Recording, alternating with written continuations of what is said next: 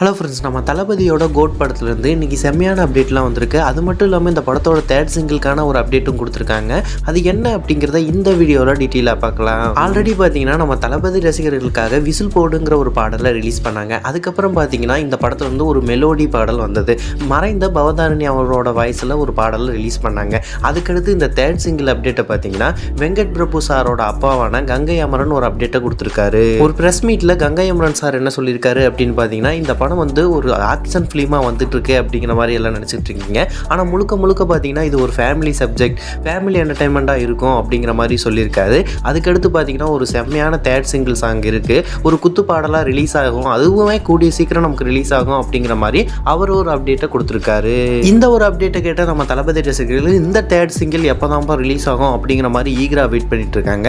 யுவன் சாரை பற்றி பார்த்தோம்னா பாடல்கள் ஹிட் ஆகலைன்னாலும் பிஜிஎம்ல கண்டிப்பாக ஸ்கோர் பண்ணிடுவார் அப்படின்னு தான் சொல்லி ஆகணும். இந்த கோட் படத்தில் அவரோட பிஜிஎம் வேற லெவலில் இருக்க போகுது அப்படிங்கிறதுல எந்த விதமான மாற்று கருத்து இல்லை. விஜயகாந்த் சார் இந்த படத்தில் ஏஐ மூலமாக கொண்டு வர போகிறாங்க இல்லையா, 10 மினிட்ஸ் இந்த படத்தில் வருவார் அப்படிங்கிற மாதிரி சொல்லப்படுது.